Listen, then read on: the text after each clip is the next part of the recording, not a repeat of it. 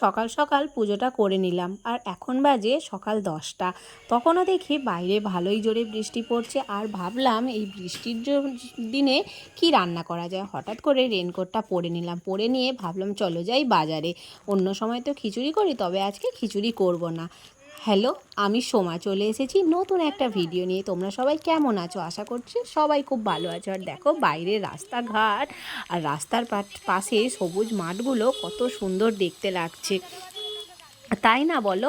আর আমি এখন যাচ্ছি বাজারে। বাজার মানে আমাদের বাড়ির কাছেই যে তারকেশ্বরের বাজার। গাড়ি চালাচ্ছি আর ভাবছি কি নেওয়া যায়, তারপর মনে আসলো চলো আজকে একটু খাসির মাংস নিই। আর বৃষ্টির বাজার বলে দেখো রাস্তাঘাট কত ফাঁকা, অনেক মানুষজনই এত বৃষ্টির মধ্যে বেরোয় নে। আর ভাবতে ভাবতে আমি চলে এলাম মাংসের দোকানে, কিন্তু এই ভিডিওটা আমি আর করলাম না। কেন বলো তো? কারণ আগেরবারে মাংস দোকানের ভিডিও করে আমার কপিরাইট এসে গিয়েছিল, তাই জন্যে আজকে আর মাংসের দোকানের ভিডিও করিনি। আর প্রচণ্ড বৃষ্টির কারণে আজকে বাজারে অনেক দোকানপাটই বসেনি, ওই জন্য এত ফাঁকা ফাঁকা লাগছে। কিন্তু অন্য সময় এই রাস্তাগুলো অনেক সবজির দোকান বসে, ফাঁকা মোটেও থাকে না।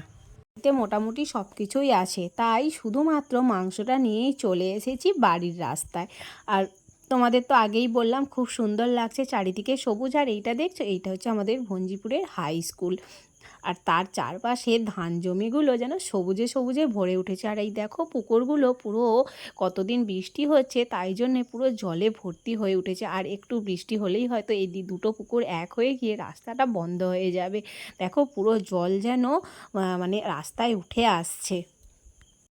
কিছুদিন আগে যে একভাবে টানা কদিন বৃষ্টি হলো না, তাতে পুকুরগুলো পুরো ভরে গিয়েছিল আর রাস্তায় জল উঠে গিয়েছিল। যেহেতু ওখানে একটা বাচ্চাদের স্কুল আছে, তাই খুব ভয় লাগে জল উঠে গেলে কি হবে।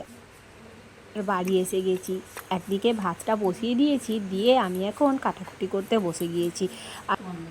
বন্ধুরা, আমার মাংসর জন্য আলু, পেঁয়াজ, আদা, রসুন সমস্ত কাটা হয়ে গেছে। এবার আমি আদা রসুনগুলোকে পেস্ট করে নেব।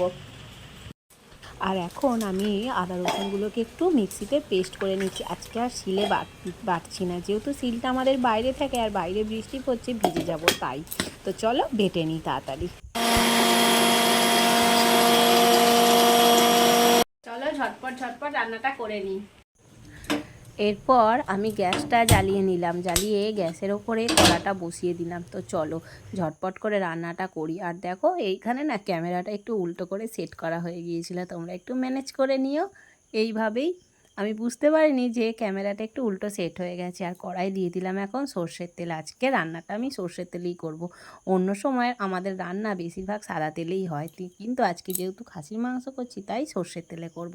মধ্যে নুন হলুদ দিয়ে আমি আলুগুলোকে এরকম লাল লাল করে ভেজে নিয়েছিলাম। তারপর কড়াই তো তেল বেঁচে গিয়েছিল, তার উপরে আমি দিয়ে দিয়েছি পেঁয়াজ। আর পেঁয়াজটা ভাজা ভাজা করে নেওয়ার পর আমি দিয়ে দিলাম মাংসটা দিয়ে, আর তার আগে দিয়ে দিয়েছিলাম টমেটো। তো মাংসটা দিয়ে একটু নাড়াচাড়া করে দিয়ে দিলাম আদা রসুনের সেই পেস্টটা, যেটা আমি একটু আগে করে নিয়েছিলাম। এরপর আমি রোজকারে যেসব মশলাগুলো হয়, লঙ্কা, হলুদ, ধনে, জিরে সমস্ত কিছু দিয়ে ভালো করে কষিয়ে নিচ্ছিলাম। আর খাসির মাংস রেসিপি আর নতুন করে কি দেখাবো, নর্মালভাবে যেমন করে সেরকমই করেছিলাম। আর একদিকে দেখো ইন্ডাকশানে আমি একটু জল গরম বসিয়ে দিয়েছিলাম, যেহেতু কুকারে দেবো। আর কুকারে দেওয়ার পর দেখো সিটি মেরে কুকার আমাকে ডাকতেও শুরু করে দিয়েছে। 6-7টা সিটি মারার পর কুকারটা বন্ধ করে খানিকক্ষণ রেখে দেওয়ার পর আমি ঝোলটা খুললাম। আর দেখো কত সুন্দর লাল লাল ঝোল হয়েছে। এই যে বন্ধুরা, আমরা নিয়ে বসে পড়েছি, এবার আমরা দুজনে খাবো। একটু মটন আর ভাত, আর কিছুই নয়। এইভাবেই শেষ হলো বৃষ্টির দিনে সকাল থেকে দুপুর পর্যন্ত মা ছেলের গল্প। তো সবাই ভালো থেকো, সুস্থ থেকো, টাটা।